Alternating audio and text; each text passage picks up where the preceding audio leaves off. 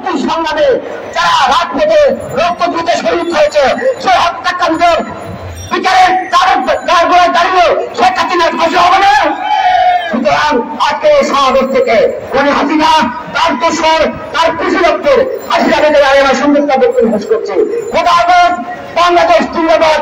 বাংলাদেশ জাতীয়তাবাদী স্বেচ্ছাসেবক দল জিন্দাবাদ।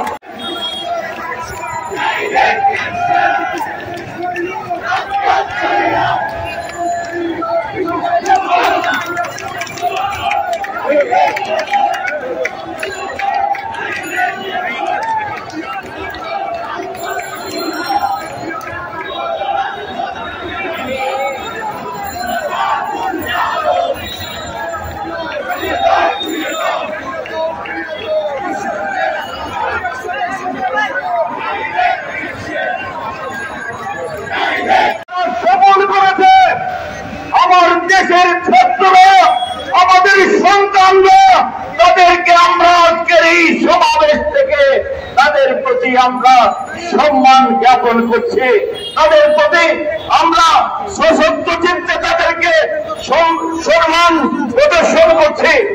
সংগ্রামী বন্ধুরা, আজকে এই স্বৈরাচারের পতন হয়েছে, গণতন্ত্রের আভা, সেই গণতন্ত্রের আভায় উদ্ভাসিত হয়েছে বাংলাদেশের জনগণ। কিন্তু আমাদের সামনে কিন্তু অনেক বন্ধের নিষ্ঠুর পথ আছে। সেই কথাটা আমাদের দলের নেতা কর্মীদের অবশ্যই বুঝতে হবে। মনে করবেন না কালকে বিএনপি ক্ষমতায় যাবে, সেটা ঠিক নয়। এই 17 বছরে এই জঞ্জাল সৃষ্টি করেছে প্রশাসনের রন্ধ্রে রন্ধ্রে, যেই দুর্নীতিবাদদের তারা প্রতিষ্ঠিত করে গিয়েছে, তাদেরকে সমূলে উৎপাদন করতে না পারলে আপনি আমি আমরা সবাই কেউ নিরাপদ থাকবো না। আজকের এই 15 আগস্টকে নিয়ে সারা দেশে বিশৃঙ্খল পরিবেশ সৃষ্টি করার জন্য 300 কোটি টাকা বাজেট ছিল বন্ধুরা।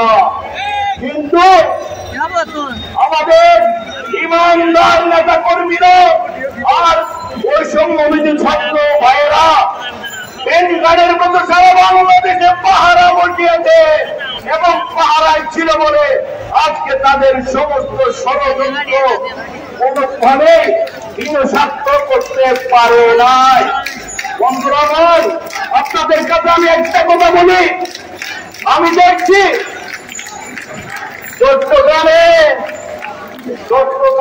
সারা চট্টগ্রামে রাজনীতি এক ধরনের, আর আমি যে এলাকায় থাকি এবার মুস্তামিতে 2 নম্বর গেট থেকে অক্সিজেন পত্র রাজনীতি এক ধরনের।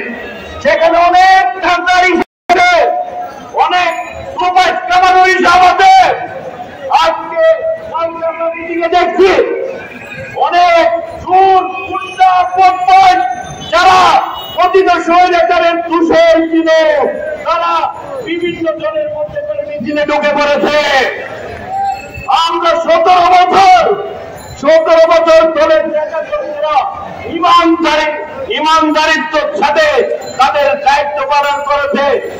এত কঠিন সময় পার করেও ইমান বিক্রি করে নাই। আর আওয়ামী লীগের কোন নেতা 2 দিনের মধ্যে তাদের ইমান বিক্রি করে দিয়েছে। এটা হচ্ছে বাংলাদেশ জাতীয়তাবাদী দল আর আওয়ামী লীগের চরিত্রের মধ্যে তফাৎ। তাই আপনাদের কাছে নিয়ে সতর্ক করবো আমরা।